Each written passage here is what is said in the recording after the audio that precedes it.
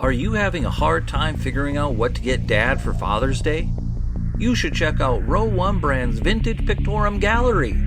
They have America's best sports art.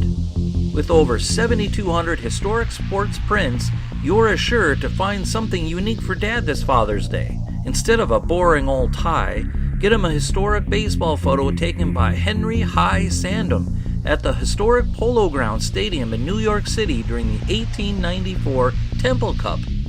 Or, if he's an NFL buff, check out the 1963 vintage NFL poster. These are so good looking that you'll be amazed how they turn out. Shop now at sportshistorynetwork.com/row1 and save 15% off your order. This podcast is part of the Sports History Network, your headquarters for the yesteryear of your favorite sport. You can learn more at sportshistorynetwork.com. On December 17th, 2003, the last movie of one of the greatest trilogies of all time released in theaters across America. This was, of course, The Lord of the Rings, The Return of the King. And let's just say there was great adversity to overcome for the heroes of this story. And they had much of what this week's guest talks about in his interview to overcome these obstacles. Oh yeah, 2003 was also important for this week's guest, because this is when he heard his name called at the NFL Draft. Welcome to the Football History Dude Podcast, where each episode is a journey back in time to learn about the rich history of the NFL. Your host is Arnie Chapman. Football is his passion, and he wants you to come along with him to explore the yesteryear of the gridiron. So hop on board his DeLorean and let's get this baby up to 88 miles per hour. Great Scott! This time as we step off the DeLorean, the date is April 26, 2003. And we're sitting here watching the draft, the NFL draft unfold all over again. Carson Palmer is taken first overall by the Cincinnati Bengals. Then local legend, at least near where I grew up that is, Charles Rogers gets drafted second overall to the Detroit Lions from Michigan State University. Now many fans were excited for this homegrown feeling in the state. I can't specifically recall how I felt though, because even though I wasn't really huge into college back then either, like I'm not as big as into now, I would say that my aunt kind of swayed me to more of the maize and blue side of things. But looking back at it though, it didn't turn out too well. Number 3 overall, yeah, that was Andre Johnson. Potential Hall of Fame wide receiver. Long time for the Houston Texans. So let's just say the Lions whiffed again. Just imagine, 4 years later, if the Lions still took a wide receiver at number 2, we might be looking at the Towers of Johnson or the Twin Towers of Johnson, whatever you want to say. Megatron and Andre Johnson, whew. That would have been an unstoppable force of a duo for defenses and a scary proposition for years to come. However, it didn't happen, and that's not why I'm here today. But there is another player that came from this draft class of 2003. His name is Marques Ogden. Now, he played for 5 years in the league as an offensive lineman. And yes, the Ogden name and the Hall of Fame kind of go hand in hand, and you may have heard of his brother. He was the first ever draft pick for the Baltimore Ravens, Jonathan Ogden. So it's kind of cool because I get to talk about my second favorite team for most of my life, and also my favorite team a little bit in the middle, which there's a part in here. The second DeLorean question, I'll give you a hint, where I wish this was video because if you would have been able to see it, and you're going to know why maybe if you've been a listener to the show, where I'm just sitting there mad dog, fist pumping in the air, and I'll let you just guess what that is. Maybe email me if you figure it out. But back to Marques. Here's a little bio for Mr. Ogden from his website.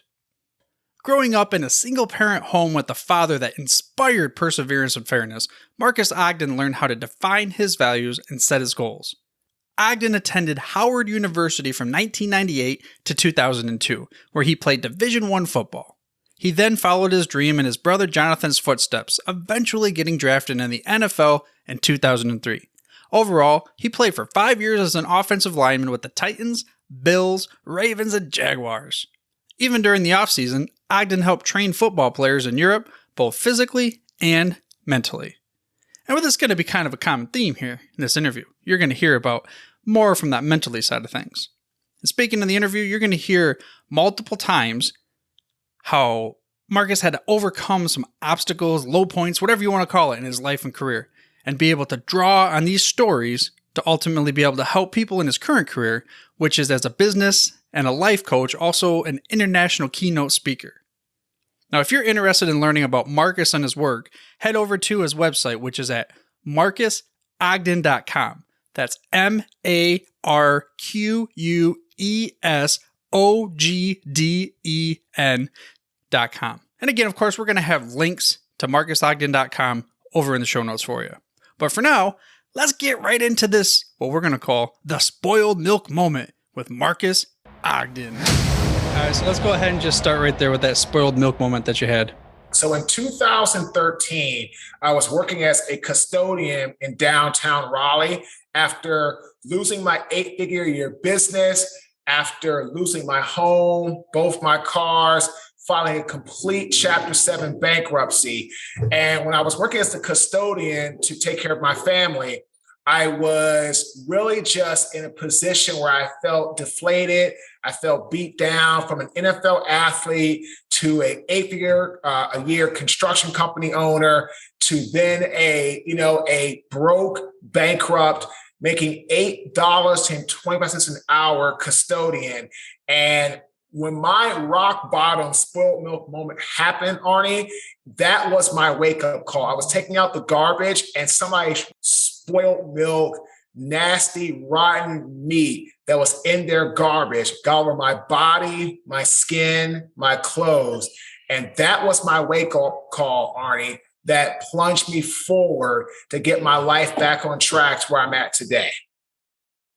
Yeah, and I mean, I talked about that at the intro here to your show too, and I mean, just thinking about the stuff that people go through in life. I don't know if you saw my thing yet, but here's a DeLorean. I don't know if you can catch that in the video here. Oh yeah, so you're gonna back to the future. Alrighty, we're going back in time. We're gonna get that baby up to 88 miles per hour a couple times throughout this show, back and forward. And the first thing I wanted to do, let's take you back to your playing days as maybe a kid in high school or even earlier. Did you have a spoiled milk moment that reset your priorities back then that you can remember? Absolutely, Arnie. I remember I was 15 years old going to my junior football season in high school, and I was about to quit playing football. Now, I wasn't starting on offense, which kind of ticked me off. And then at defense, we hadn't gotten to that yet. But to make it worse, Arnie, my brother was draft number 4 overall by the Baltimore Ravens that year, 1996. So when I wasn't starting on offense, I remember coming home and telling my father, Dad, I'm quitting football. My coach doesn't like me. He doesn't think I'm any good, yada, yada, yada. And I was a big kid, probably 6'2" and a half, 275, 280. And I was a big boy. But my dad said, Marques, look, here's what's going to happen. If you quit today, you're going to feel phenomenal. You're going to feel like you're on top of the world. You're going to feel, yep, I did that coaching. Now I've quit and he doesn't have me on this team.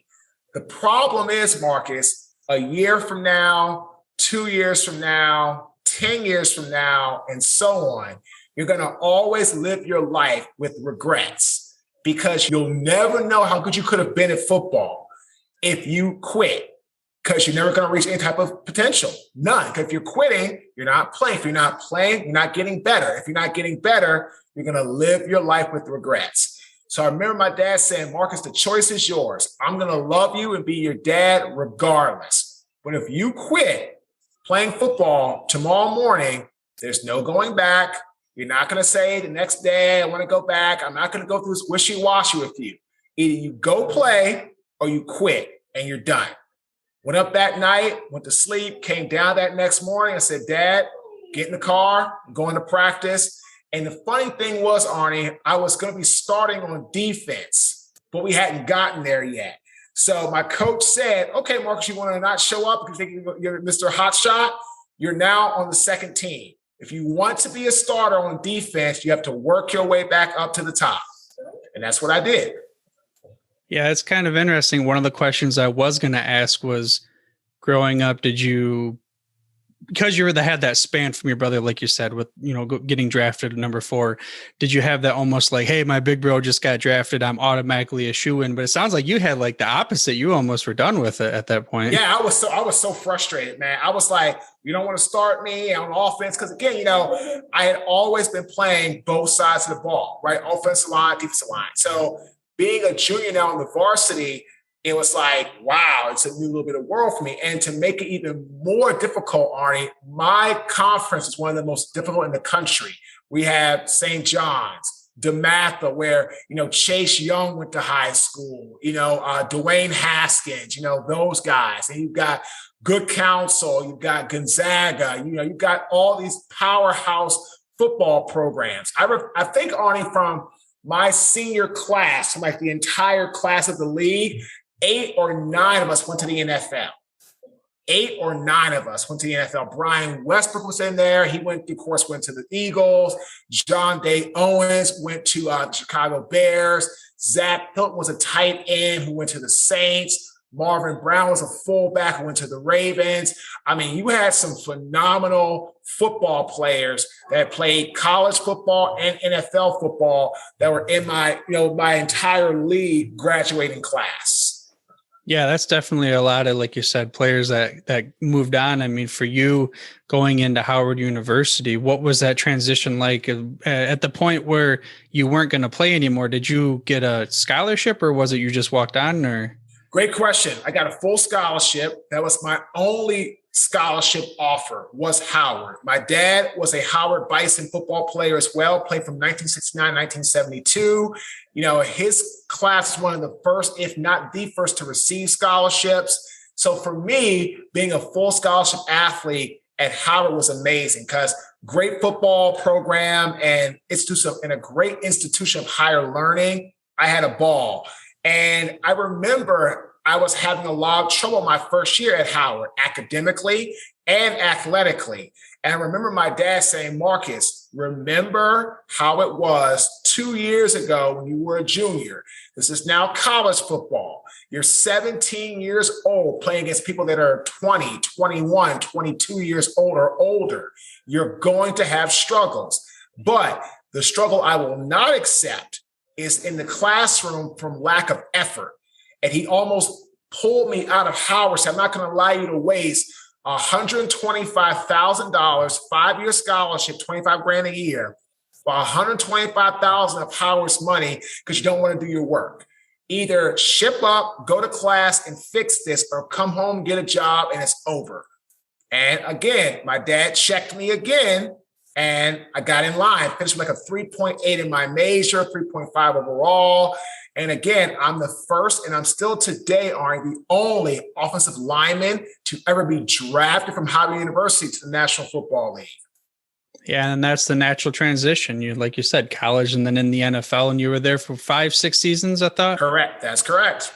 Multiple teams. Did you actually play on the same team with your brother then? I did. Man, how cool was that? That was amazing to play with guys like my brother, Ray Lewis, Ed Reed, Bart Scott, just some phenomenal guys, Anthony Weaver. And to see a lot of guys that I played with are now either coaching or they are in great positions in the front office. It's good to see a lot of my former teammates in brotherhood doing so well transitioning after the game, because unfortunately, Arnie, a lot of players don't do as well when it's time to leave the game. Yeah, that kind of leads us into some of the talks that I've seen on your site and everything. And I mean, we just discussed the spoiled milk moment at the beginning of this. Before we get into that, what coaches so your father obviously played a major role, but is there a coach early in life that really set you with some good words? Yes, his name was Rob Jackson. He was my AAU 12 and under basketball coach. I played for one season. And I played and then on that team, all 12 of us went to play college sports on full rides. 10 of us played basketball and 2 of us went to play college football. But my coach, Rob Jackson, did a phenomenal job of teaching me about hard work, leadership, structure, dedication, discipline at a young age. And I still talk to Coach Jackson to this day through social media and the phone because he instilled in me when I was 12 years old, over 25 years ago, the man I am today. So that was my first experience, Arnie, with a guy, a coach who helped me, other than, of course, my dad, get myself going on the right path. All right. So speaking of that, I mean, you kind of answered this already, so it's cheating. Let's go a different route. You're going to take this DeLorean again. You're going to go back 20 years ago. Everything that you've learned for the past 20 years, you're going to talk to yourself that's having a bad time in the classroom. You're actually brought in to give a speech to the Howard University football team, even though you know your eyes are on yourself as a youngster. What speech are you giving to them? It's all about don't let your ego get the best of you. I have an acronym for ego: exaggerated, glorified opinions. You always exaggerate what you can do. You are always better than you think you are. You're always the best of the best. You can't be taught. You can't be beat. Glorified. You always want the glory on you. You're the glory hog. You want everybody to recognize you, praise you, and you always have opinions. You always have to have that last word, that one up, that makes you feel like you're smarter, better than everybody else. And ego is what cost me my construction company. Ego is what cost me to almost be homeless. Ego cost me to go bankrupt, lose my home, lose all my cars, lose all my money, and be in a very destitute, desperate, almost desolate place when I moved to Raleigh, North Carolina in 2013. So I would tell my younger self, do not get mesmerized by early success. And for God's sakes, check your ego at the door. Yeah, that's probably good advice for really anybody at any stage of their life. DeLorean, number 3 question before we get into your 3 pillars of success. So you're going to go back and point any point in NFL history, but it has to be from before you were born. You can spend a day with one player from NFL history or even a coach. What player and what day are you going to relive with them? So do I get one player and one coach or just one total? You know, you stole the keys to my DeLorean. I handed them to you. You can do whatever you want. I won't know because you'll come back to now. So I will take one player, will be Walter Payton. Even though he's not my favorite player of all time, that's Barry Sanders. I love to spend a day with Walter because of the way his work ethic was. And then the coach, without a doubt, the man that the trophy's named after, Vince Lombardi. Give me one day to learn from him the greatness of what he did as a coach. How did he get players that were, of course, they were good players, Bart Starr, Paul Hornig, Ray Nitschke. I mean, those guys are Hall of Famers. Absolutely. Were they better than they played against? Oh, yeah.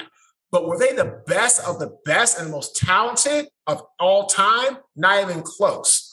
How did Vince Lombardi get the best of the best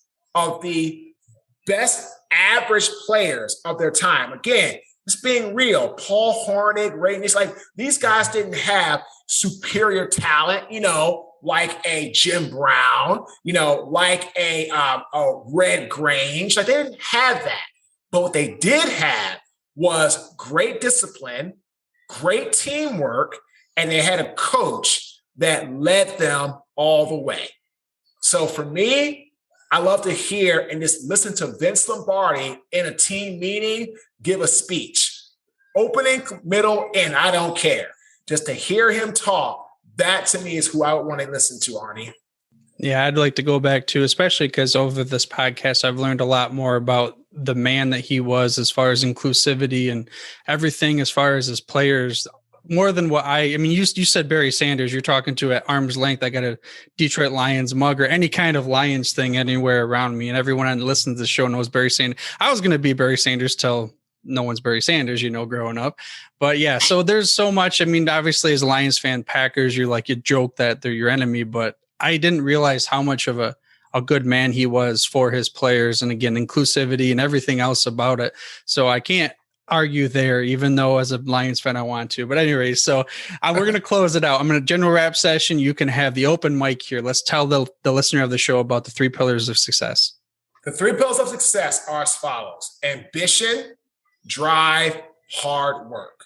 You have to have ambition in life. If you go through life with no ambition, Arnie, why are you here? If you have no purpose, if you have no passion or desire, you're going to go through life aimlessly without any sort of direction or any type of vision. Drive, be inspired over motivated. Motivation is for the short-term gain, short-term notoriety, short-term fame, and inspiration is about breathing life into people, helping people get their life on the right track. Again, a Vince Lombardi type of person. And then hard work, Arnie. Focus on yourself, not the competition. Be somebody that focuses on what you must do. Great quote by Jim Rohn, who's Tony Robbins' teacher. Discipline is the bridge between goals and accomplishments. Goals are what you want to do. Accomplishments are what you have done. Don't tell me about what you want to do, right? Tell me that one time. That's it. Tell me what you have done. What accomplishments have you finished? What have you done to be able to help others in their life? That's what I care about most. As a coach, when I work with a lot of people, I'm all about helping our clients turn their goals into accomplishments. When you live your life with discipline, focus, and drive, there's nothing you can't get done. But again, be ambitious and have ambition. Create your roadmap, create your blueprint, be driven, be inspiring, not motivating, and be hardworking. Focus on yourself and not the competition. Doing these 3 things, Arnie, gives you the best chance to achieve success. And if anybody wants to learn more about you, Marcus, where would they go? Then go to our website, www.marquesogden.com, or shoot us an email, marcus@marquesogden.com or marcus_ogden@yahoo.com. Connect with us, reach out to us, let's chat. All it's like talking, people see where they are and where they want to go to get to their finish line and beyond. There you go. A career and life of ups and downs, learning all along the way, but also remembering there are people helping him steer the ship in the right direction. And it's just up to you, the individual who's listening to this right now, to continue to toss that coal in the fire and make sure you keep it in the right direction. Remember his 3 pillars of success. And again, there's so much more you can learn from Mr. Marques Ogden and his coaching options over at his website, which is marquesogden.com, which is marquesogden.com. Or you can click the link in the show notes as well and head over to sportshistorynetwork.com, which is the headquarters for sports yesteryear. But for now, dude, I'm through if you're through. Thank you for listening to this episode of the Football History Dude. To make sure you're the first to get the next episode, please subscribe on your podcast player of choice and head on over to thefootballhistorydude.com for the show notes and more information on the history of the NFL. And remember, dudes, where we're going, we don't need roads. We here at the Sports History Network proudly partner with 26 podcasts, all revolving around the history of sports. But did you know that many of our hosts were sports history authors way before they started their shows? It's true. We've got Joe Ziemba, host of When Football Was Football, Joe Zagurski, host of Pro Football in the 1970s, Mark Morthier, host of Yesterday's Sports, Tommy Phillips, host of Lombardi Memories, and Scott Adamson, co-host of From the 55-Yard Line. All these authors have many books for you to choose from. To check them out, go to our website at sportshistorynetwork.com/sportshistorybooks. Pick up your copy today. Soundtrack provided by Kevin MacLeod of filmmusic.io.